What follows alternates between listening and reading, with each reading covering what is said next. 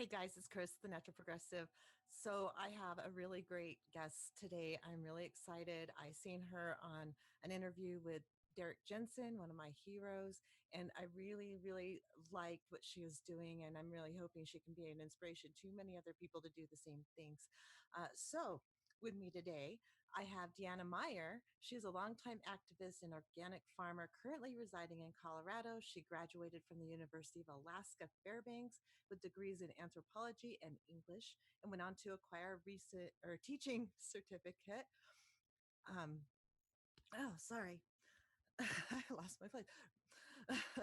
Recently, she has advocated for the forests in her area as well as rapidly disappearing prairie dogs throughout the Midwest. She is a member of Deep Green Resistance and WildLands Defense and believes that the strategies and tactics of people who care about the living planet must shift from asking nicely to defending those they love by any and all means necessary. And wow, do I really appreciate the work you're doing, because it is very important, especially in this time of extreme biodiversity loss. We're losing species by the day, 150 to 200 per day, plant and animal species. So what you are doing is so very important. Will you please say hi, Deanna? Hi. Yeah, I'm really glad to have be on this show and to have the opportunity to talk with you today. I'm not with Wildlands Fence anymore right now. I think that was from an older interview. I'm with Prairie Protection Colorado, so I made the all Okay. new nonprofit organization that focuses on prairie dogs and prairie ecosystems that I do a lot of work with right now. Well, great. Yeah. Thank you for clarifying that.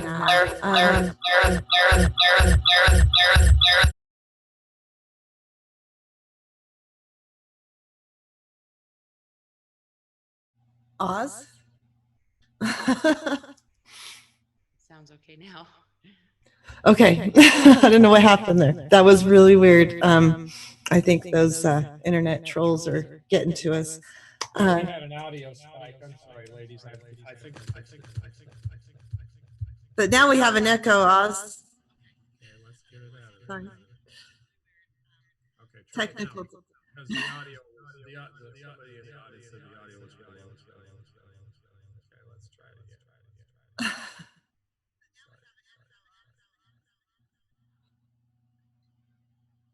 Okay, go ahead. Okay. So, yeah, we still have the echo. I'm so sorry. We still No, have I an echo. apologize. I'm so sorry, Deanna. This is weird. We're still working out all the kinks of this new equipment. So No, it's that's very fine. crazy. All right. Do we got it? I think so. Okay. All right, let's go. All right, so tell me what you're doing now with the prairie dogs. Maybe a little brief history of what has happened in the past and what made you decide to fight for these little guys. Yeah, well, I first got involved with prairie dogs when I started noticing their rapidly declining colonies that were going down all across the Front Range here in Colorado. I was deeply inspired by Derek Jensen's work in terms of like wanting to get up and fight and to do something instead of just wringing my hands. And there was a huge colony that I was familiar with that I had lived next to since I was a child here who was in danger. All of them are, but that one was a mall was just about to take their habitat of 166 acres. So I started really fighting for that colony, and we brought a lot of international and national and local attention to the issue, and we were able to save some of the prairie dogs from that colony in the end. And we really mounted some pressure against the mall developer. And since then, I've just studied a lot about the prairie dogs and worked really hard to expose what's happening to them up and down the Front Range and across the United States, and to really start focusing on wildlife officials and just the root of the problem that surrounds the loss of habitat and life that we see every day happening around us, especially here in Colorado. It's the development here is out of hand. Right. Hey, Oz, there's still a bit of an echo. 1 second. And we can hear your typing and stuff. So just FYI. I don't know. Yeah. There's still a little bit of an echo. Um, So keep working on that. It's a little lower than it was before. So what activities did you do to help fight against the mall and to try to preserve that colony?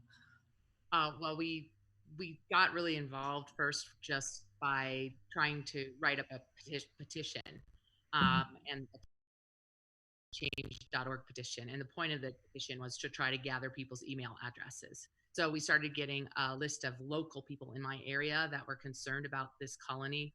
And then we started doing an email list with these people. And then I started doing like regular actions where we would go out in the site, and we were able to secure local Fox News to be extraordinarily interested in this colony.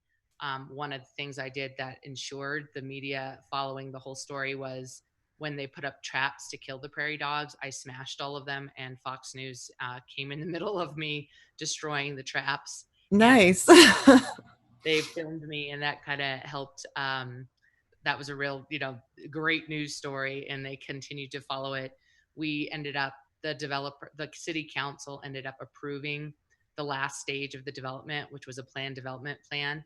So we decided to create a referendum petition, which means we went out on the streets and got as many signatures as we needed to get it placed on the ballot so that we could reverse their decision or apply pressure on the developer to not grade and kill the prairie dogs. And that in turn postponed the developer's plans for the mall by about 8 months. So we were able to hold him back from grading that land for that long. And then in the end, we ended up coming up with a settlement with these developers.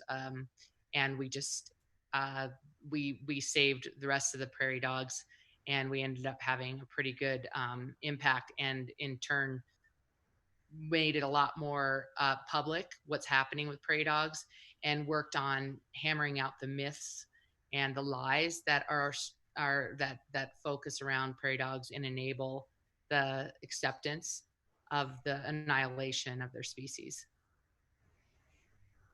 Yeah, so some of those myths are that people can break their legs because of their holes, and animals, livestock will break their legs. Have you found that true at all? There are no documented cases of any animals breaking a hole in a burrow. I'm sure that every once in a while some animal might have, maybe if a predator was chasing them, or if a person was riding a horse, say in the snow, deep snow, and the horse walked in a hole. But I mean, I'm saying these are just, it's possible that here and there a cow, which doesn't belong on the landscape anyway, or somebody's horse, especially if somebody's riding it or if somebody's chasing it, might accidentally step in the hole. They're really, if this happens, it's rare. And people always, you'll talk to all the ranchers in the state that are what I call them as welfare ranching, public lands ranchers, the ranchers who go out there and put their cows on huge amounts of public land.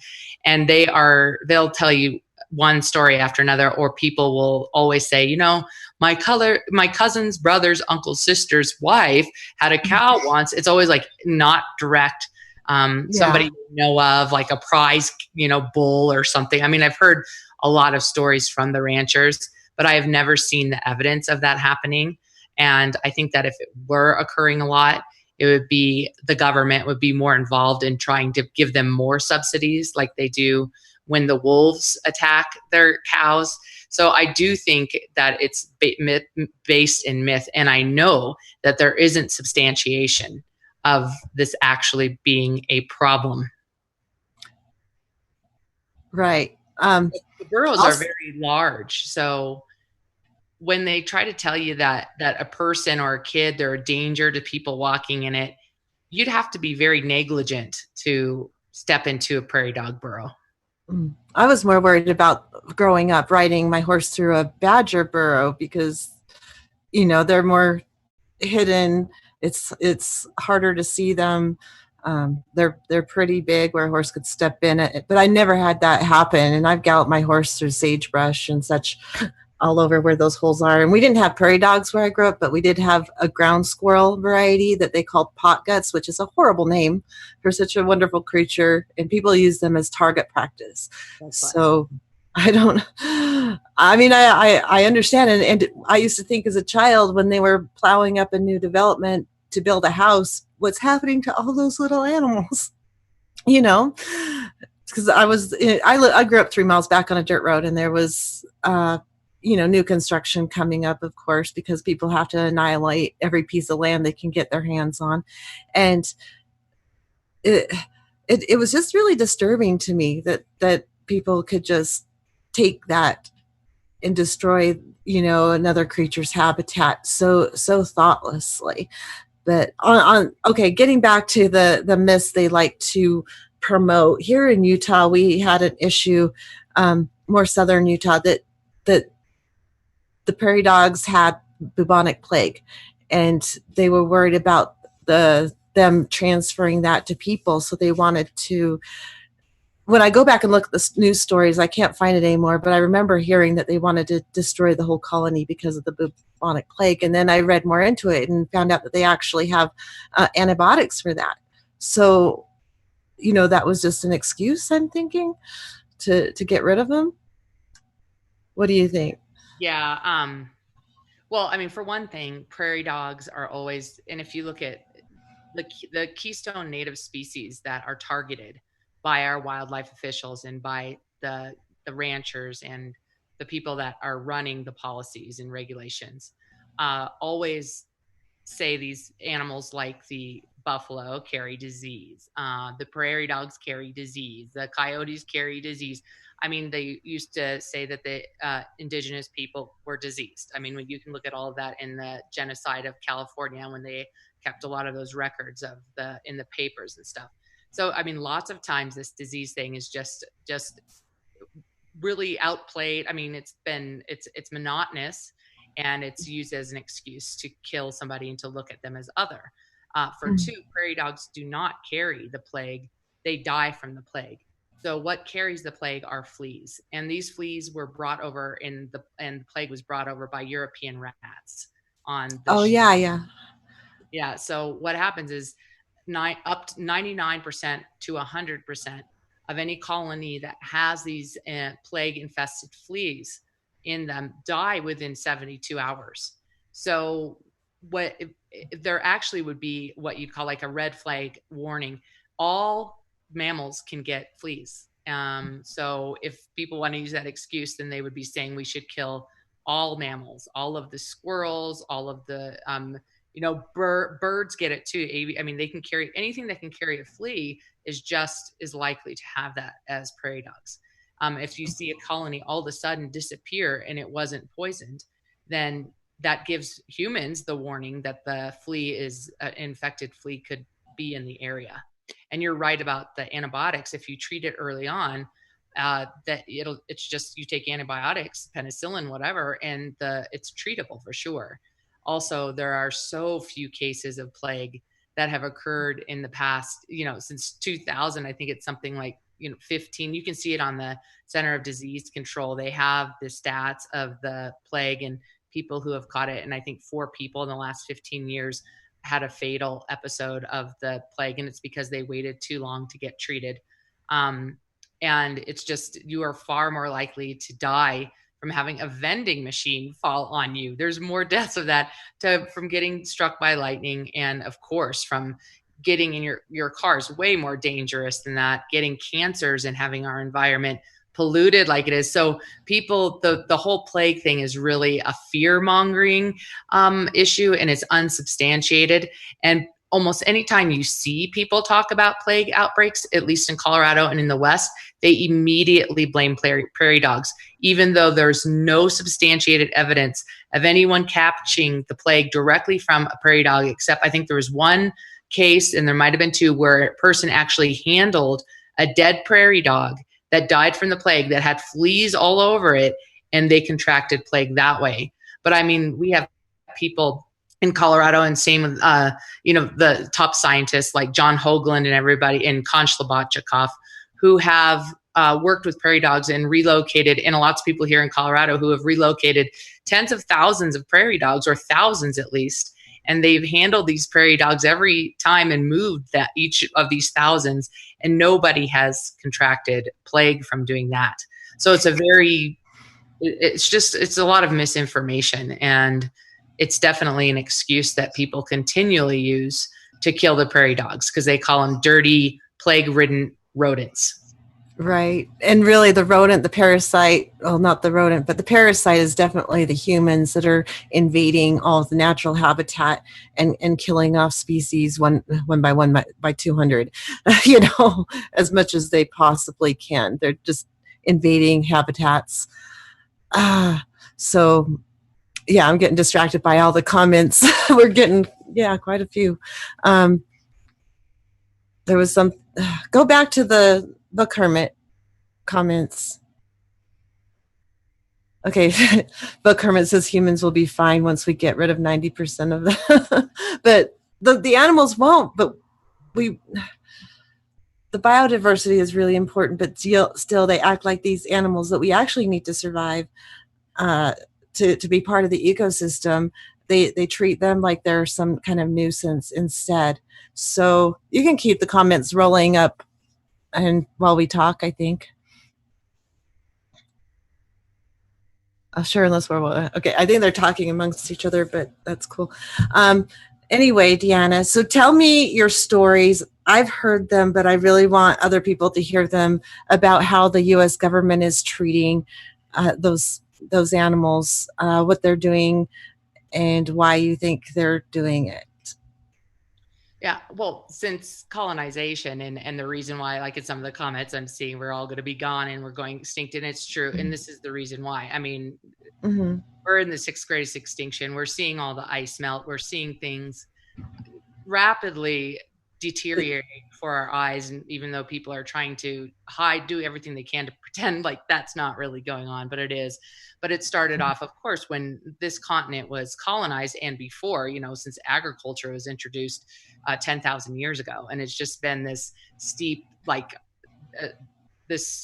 deduction of biodiversity and loss. So with the government, I mean, since the time Europeans came to this continent, the goal was to eliminate all things native. We see it in the indigenous genocide that happened of human beings, with the wolves, with the buffalo, with the passenger pigeons, with the great auks, with the whales. 90% now of all fish in the ocean are gone. 98% of all old growth forests gone. 99% of all the prairies. You see 99% of all prairie dogs are gone. Where it's this huge loss of biodiversity that's happened, with the mentality that runs behind it that everything needs to be managed. And that, this management really means killing. And we have pretty much cleansed the continent of and only kept the invasive species here and protected. So the cows and the sheep. So the livestock industry and the government officials. So with Fish and Wildlife Service, and then federally, and then we see the Bureau of Land Management. And then underneath that, every state has a wildlife officials that are tasked with, they're tasked with the idea that they're supposed to be preserving wildlife for future generations, but they're really preserving the ability for livestock owners to have native animals killed. And they're also preserving the ability for these animals to be poisoned and for hunters to be able to have their hunting grounds so that they can continue to kill big game in a lot of the cases for kicks. I mean, some people do it for meat, which is fine, but so these officials, and they're run and they're paid for by the agricultural industries and by the hunters and by, the people who are livestock for sure does, funds and determines their goals, and hunters do as well. So they're really pushed along by this. And you see in the beginning of the 19th, the end of the 19th century and the beginning of the 20th, a huge campaign going on to poison wildlife. So under the Bureau of Land Management, they started creating a Bureau of Biological Surveys, whose specific task was to destroy coyotes and predators and rodents, prairie dogs being a big one. So you see in the early 1920s with cyanide and strychnine that these agencies were tasked with spreading these over millions and millions and millions of acres in what they called bait stations, or they would soak grains for the prairie dogs in the cyanide and in the strychnine, and they started dousing it all over the environment, killing. I mean, that was the reason why, like, the great California condors were almost completely wiped out of existence, was because of a compound they created called 1080, which is called 1080 because it took 1,080 times for the government to figure out how to get that to effectively kill coyotes. And that was put in need because the strychnine wasn't working and the cyanide, because the coyotes started figuring out it smelled like almond, and they also started figuring out that when their friends ate it, that they would immediately convulse and look like a lightning rod and just get fried and die. So the coyotes got wise to that poison. So the point, and they continue to do this today. They had learning the history. One of the best books that talk about the history of this poisoning campaign is Coyote America by Dan Flores. And he really goes through the history of these different bureaucracies. And I mean, because it used to be called predator animals and rodent control, PARC. So they would go out and that was their task. And they fell under the Bureau of Land Management and the Bureau of Biological Surveys. And then they started changing the words around and putting it, now it's called Wildlife Services. So it went under the United States Fish and Wildlife Services. They had a different division, which was changed the name, like damage control, it used to be called. And then they changed the name. And then in the 80s with Reagan, they just named the whole killing division Wildlife Services. And they put that under APHIS, which is another agricultural program, animal and plant inspection for the United States. So the history is quite scary of the poisoning, because we're poisoning our own environment. It's this great death urge that undergirds everything. And wildlife officials, lots of people still think that they're there to preserve animals, but their real, function out there is to preserve livestock. Yeah, no, I figured that out really quick. I rescued a crow that ate some rat poison, and I first called wildlife DNR, and they're like, nah, just let it die, whatever. There's nothing they'll do about it. So I got a hold of a rescue group for migratory birds, which, they're supposed to be protecting things like migratory birds, and they're semi-migratory. They're not entirely migratory, but I got a hold of someone who could tell me how to save this bird, and it's like, hush, hush, you're not supposed to do that, because I didn't have a license or anything to possess a migratory bird. So I gave it the vitamin K and nursed it back to health, and then I released it again. But they're not there to help. And we had foxes here that we wanted to see if they'd relocate, because they were killing people's birds and chickens and stuff, which is really ridiculous because we're on their land. They were here first, and they keep getting pushed into neighborhoods, and then people just want to kill them. And it just saddens me. And I don't understand why people can't have a little bit more compassion for animals. And maybe it's because they didn't get to know any, like, seriously, or grow up around nature and watching how they behave together, and how they really, really do have a lot of the same attributes as humans, just not the destructive one like we have. I mean, and then they're working in a symbiotic relationship with their environment and other species, and we are destroying that. Every time we get into to try and fix something, we make it worse. So, yeah, what are your thoughts about that? Yeah, I agree. I think the more you learn about it, the more you find what you're saying.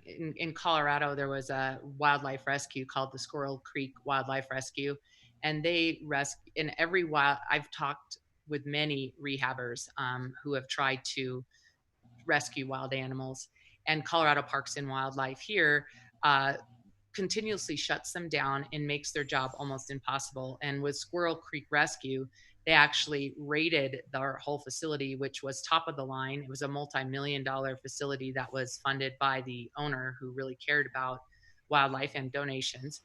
And anyway, they confiscated like over 200 animals. They ripped them off of their incubators. There's video footage of them just taking the raccoons by a noose, by a chokehold, and grabbing them while they were screaming. Raccoons really make some disturbing noises when they're scared and upset.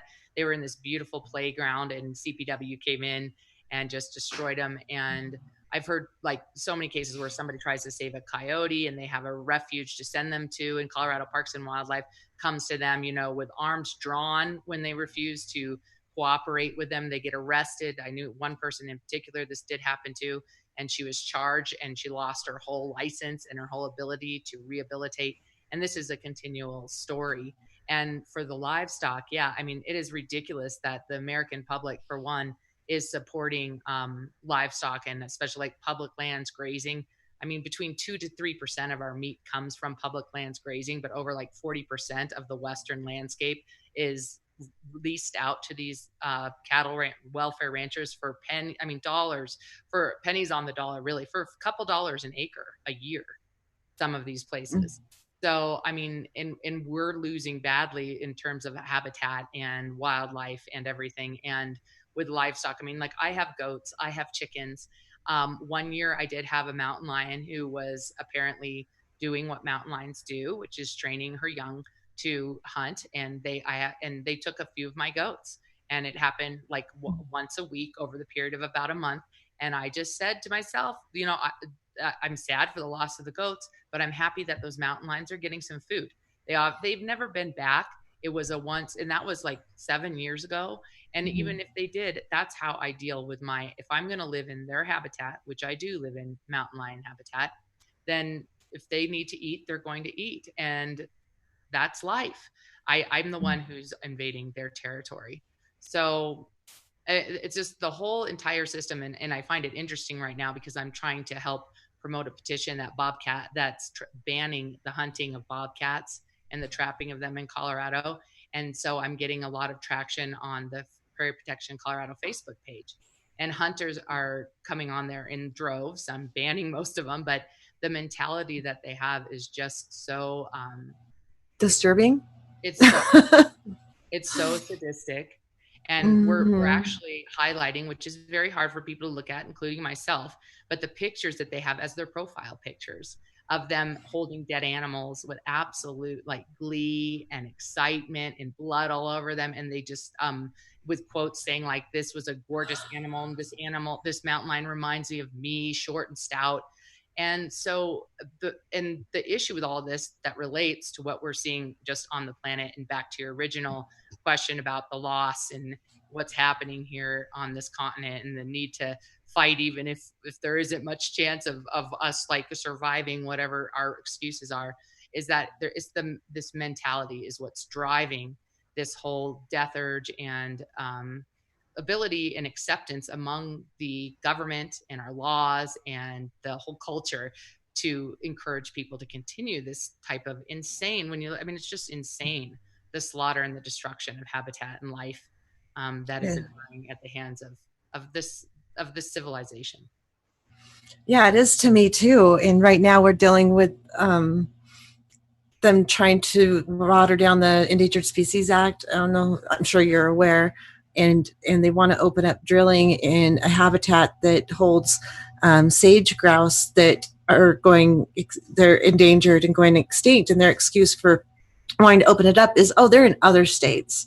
So, and they put it into the Endangered Species Act. They made it so it's more in state control. So state by state, they can decide and not decide as a nation, what the populations are and how diverse and spread out they are. But instead, a state can say, they have them in this other state, so we don't need to protect them here. We can go ahead and drill and mine. So that mentality drives me nuts. It really needs to be federally managed and not locally managed, because how do you see the whole picture locally?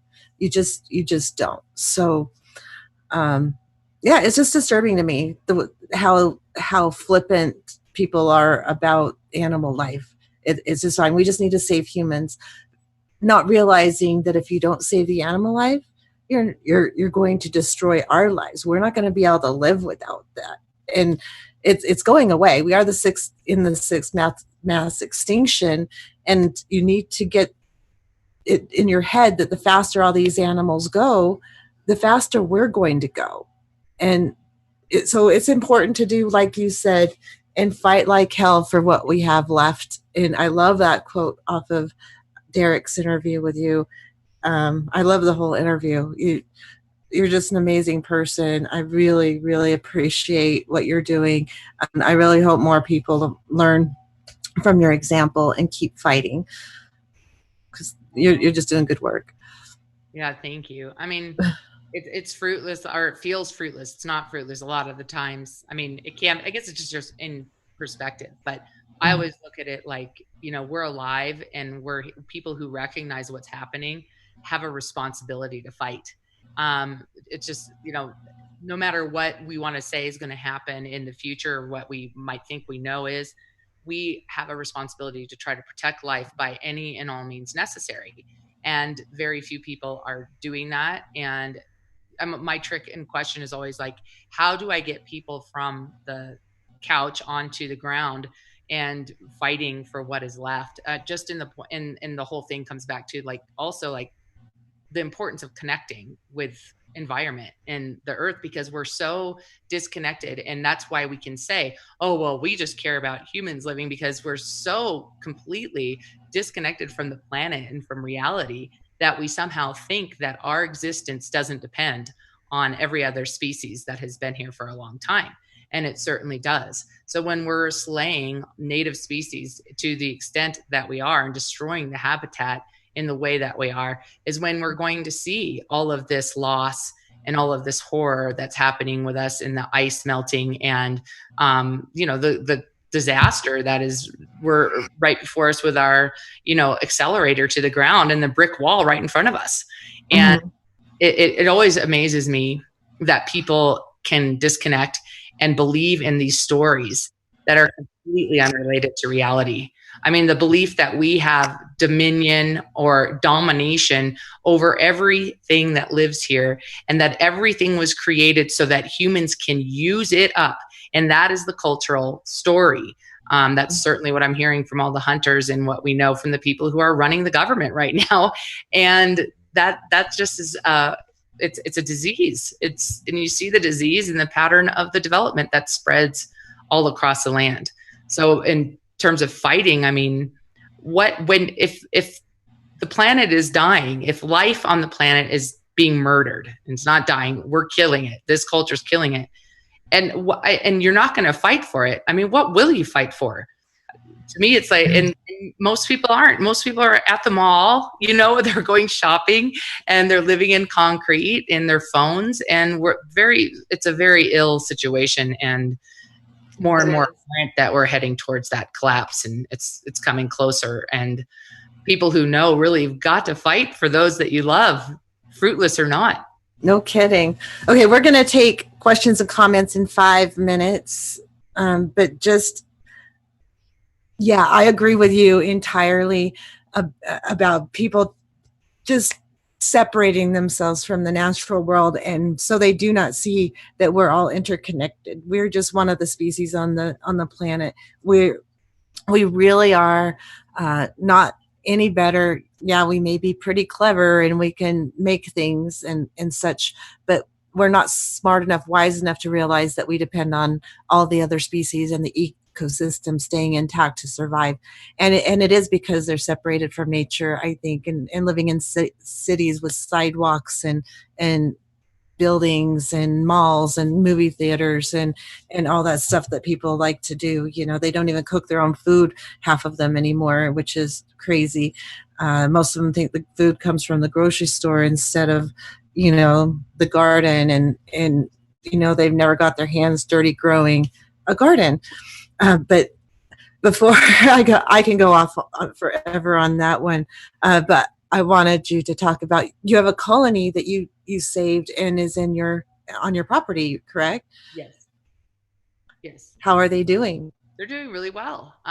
We got a lot of snow this year, but they're out there coming out like a lot now. We still have a lot of snow, but it's spring and they're ready to, start having new families and stuff. So they have babies once a year, and they're getting ready for that right now. And they're really fun to watch, and they're doing really well. When you were talking about the whole connection with the species, I always like to talk about the one thing with prairie dogs that I always thought and kind of blew me away. It's that an old Navajo saying for the prairie dogs, and other groups have said that too, is, if you kill all of the prairie dogs, who will cry for rain? And Bill Mollison looked into that, because most of what the indigenous culture and stories have imparted with their wisdom is true. And so he found out that because of these burrowing animals, including the voles, but the prairie dogs used to be across thousands of miles, there used to be about 5 billion prairie dogs in the West. Now that's whittled down to like less than 2% of that, probably less than 1% right now.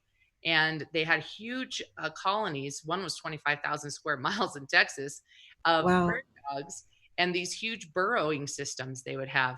And these burrowing systems would open up fissures down into the earth, which would allow for the groundwater to move up and down with the moon, just like tides do. And so the that makes sense. Groundwater to the surface more through these fissures would create clouds, just like the rainforest does, or much like that. So there was the implications of destroying a keystone species, or any species that helps protect and promote land and life. Those consequences we can't even conceive of what happens when you pull the thread out, or when you destroy that element. And, we're living right now in slow time, let's say for us, because 30 years to us, or 80, let's see, 70 years, 80 years is a lifetime for most of us.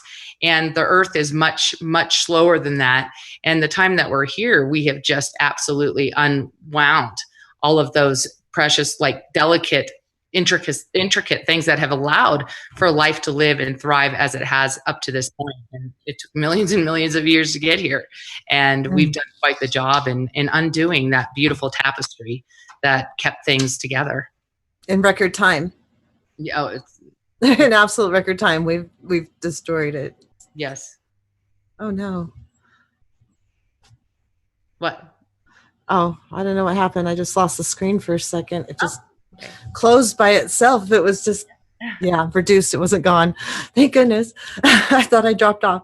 So do you want to take some questions from our great people online? I don't know how many we have with us. I can't see that.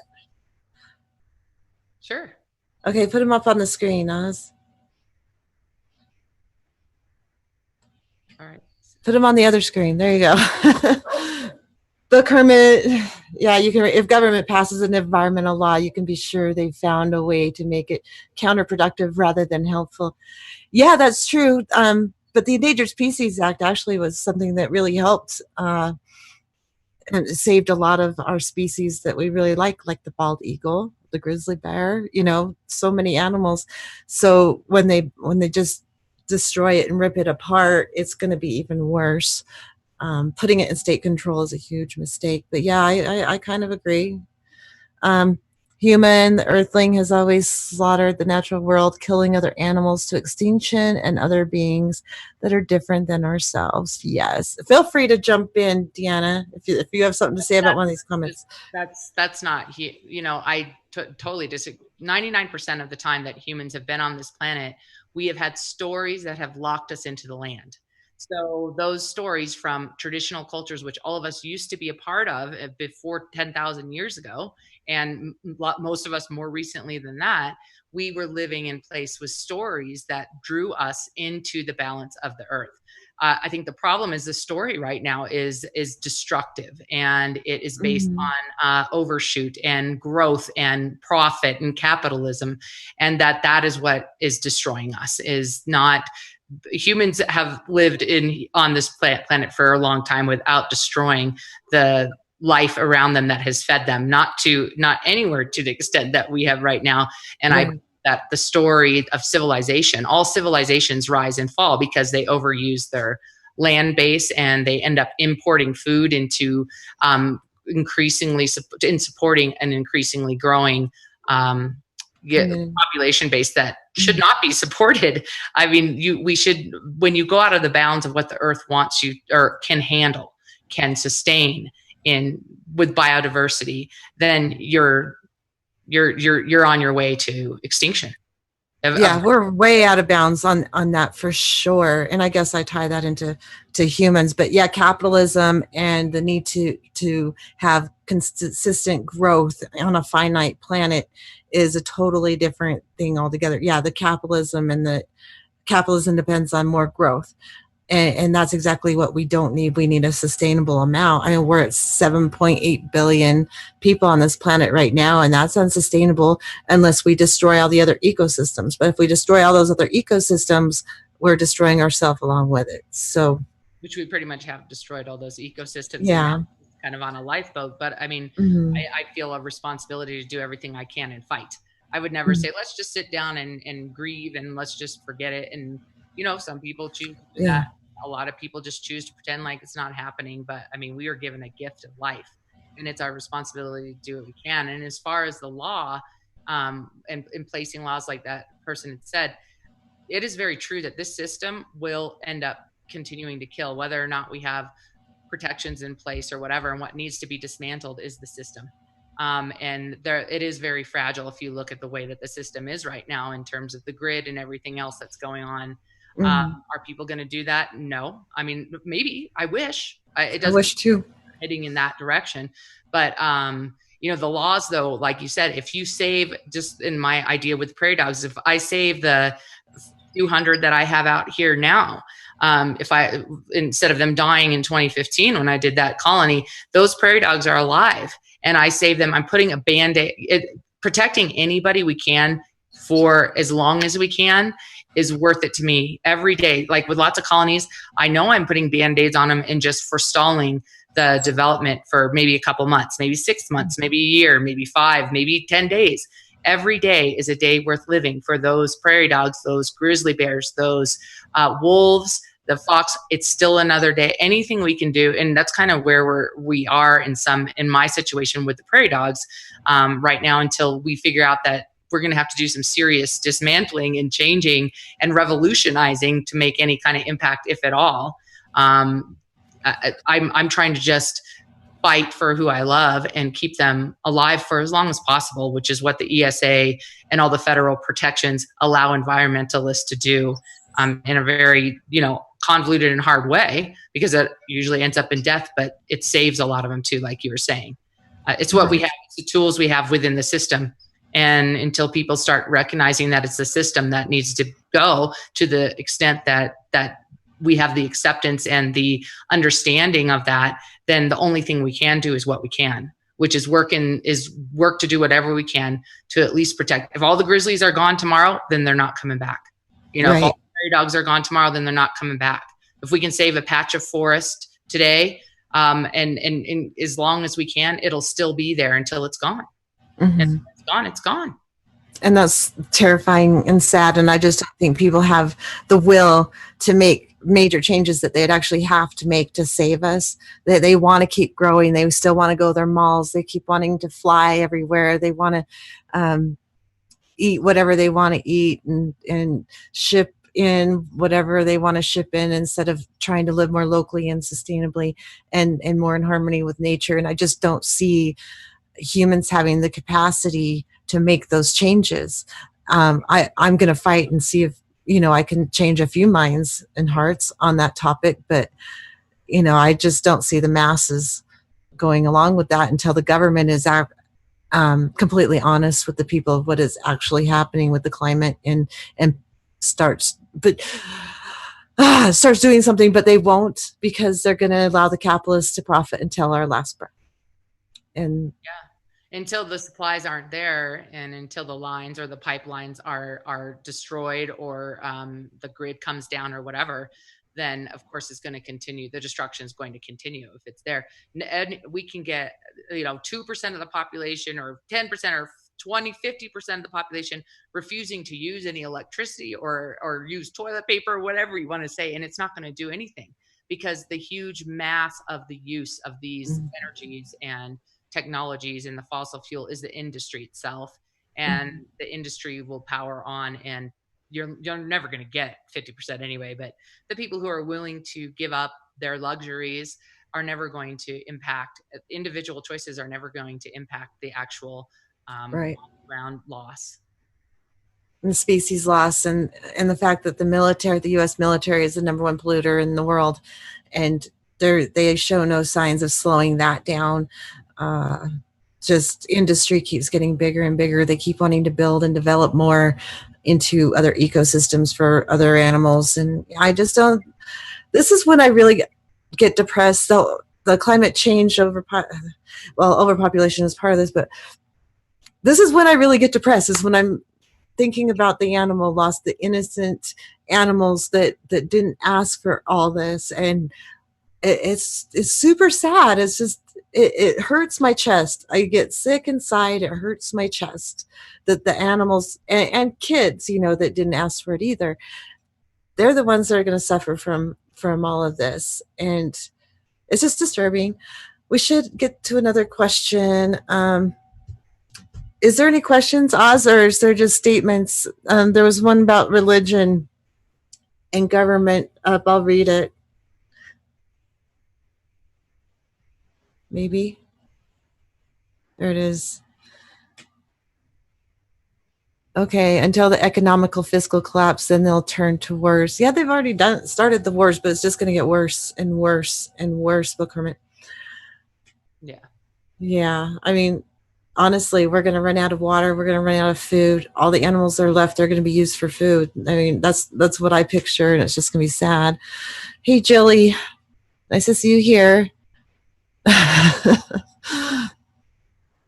Kind of. I don't know which one. Yeah, and that's why I think with humans, it's not.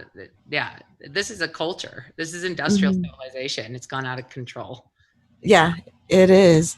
Okay, human, if you use a currency with the motto, "In God we trust," you are part of the situation on the planet. And yeah, religion does play a big role in that, because religion has a God that's a man and superior than anything else. And of course, humans were developed or made in God's image. So all the other animals are not at that level. And I think religion plays a huge part in the disrespect for nature. What do you think? Well, yeah, it comes down to that story. I mean, anytime agricultural religions end up being in patriarchy, and they have this this delusional idea that we are better than everybody else, where cultures that are sustainable believe that we have things to learn from every other living being, the grasses, the trees, the animals, the soil, and that we're young here on the scheme of life on this planet, and that we need to listen to our teachers and our elders, which would be other species. So, I mean, when you compare, the story is the heart of the problem. The story, and that story was able to rise with agriculture, with being able to overshoot your carrying capacity for the environment in which you live. And so we're kind of stuck on this story that is upsettingly so been able to take over the entire globe and change the climate. Yeah, exactly. Put up that Don Hooligan comment, Oz. I was trying to get it to it. Hi, Don. Glad to see you here live. If we do not put a halt to it, civilization will continue to immiserate the vast majority of humans and to degrade the planet until civilization and probably the planet collapses. Comments on that? Yeah, I mean. Yeah, that sounds like Derek there. I know. I think all these people, a lot of them are Derek fans, I think. I actually said that, but maybe not. But anyway, yeah, that is. I said I was, but I think a lot of my people watch him too. So. Yeah. Well, yeah, until civilization is, collapses, that's very true. And people, the thing is, I think in our human-centric, human supremacist mindset of life, that we believe that it is only humans that matter. And I'm not meaning we, but the culture definitely trains us into that. And so people believe that our lives aren't worth losing for the greater idea of life on this planet. And that's also a problem. The whole idea of being warriors and fighting for who we love, out of responsibility and understanding that life itself is much greater than me right here, sitting here talking with you. So yeah, and the story too, the story is everything. And that's the problem, which is based in agriculture. The fact that we even write is because of agriculture, because we had to keep tabs on surpluses. So yeah, I would agree with what he said. And that's the thing. I mean, how, with that knowledge, what are people who care going to do with that knowledge? And most people are choosing to stay on the computers, and I'm on the computer a lot too. So I'm not trying to be hypocritical. That's how we communicate. That's the culture we were drug into, and the system we're in currently. We can't change the whole system. No, I mean, there's ways to do it with organization, but people can't even get along in a conversation without hating each other and decide, you know, the far left is the far right. I mean, we're all so ignorant of community. We don't know what community is anymore. And that's very purposeful. Yeah. Keep us all divided so they can control us. Okay, so we have 3 minutes left. Would you like to make sure people understand and know, and what's your final message to people on your, not your final, because I hope to have you back with updates on what's going on. But yeah, I enjoyed this way too much. I could talk for hours, but I know we got to try and keep it to an hour. So yeah, if you want to say that, you know, fight for who you love, and don't let the sadness overtake you, like you're talking about in the grief. I mean, for me, it's like I balance my life between, you know, sadness, kind of anger and movement, you know, so, and beauty. So I wake up every day and I just say, because it is a miracle that we're alive. Like, what a miracle to be able to wake up and look at this life that we're alive and that we are so fortunate to have. And every sunset, every sunrise, every breath that we take is so incredible. And we have a responsibility to that ability, to that gift that we are given to be alive in this moment at this time on the most amazing planet that we know of, our only home. And so I make sure that I balance the grief and the horrors with the love and the appreciation, and remembering why I fight. Why do I fight? And I fight because I'm alive and I have a responsibility, and this is a miracle. So I would just encourage, everybody has their own strengths in everything that they do, but we've got to learn how to use our voice in defense of life. And at this point in time, when we are increasingly pushed up against the wall, and when we are watching more and more of those we love lose their homes, lose their ability to survive, this time is more important than ever to at least act. I mean, at least act and try to do what we can to stop the assault, to stop the killing, to stop the raping.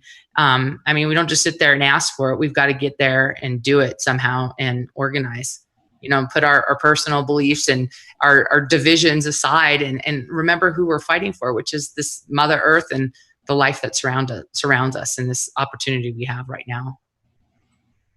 That's just a perfect way to leave this, because I totally agree, and we need that. That's a great message, and do appreciate what we have right now and keep fighting for what's left. And I think the title and the description is probably really the best way to describe what you're doing and what we all should be doing, and love what we have, what's remaining, and maybe we'll pay more attention to it and try to keep it alive as long as we can. So awesome. Thank you, Deanna, so much. I really appreciate you taking time out on a Sunday for this, and hopefully definitely let me know if there's any updates with what's going on with your battle, and we'll get you back on again. But for now, hang out for just a second and I will say goodbye to y'all. Thank everybody for showing up. I really appreciate it. And stay tuned for the next one. I'm really super excited. Sam Mitchell will be here on Thursday at 6 p.m. Mountain. And so I hope you get to join me for that one. That is sure to be interesting for sure. So we will talk to y'all soon. You guys have a good one.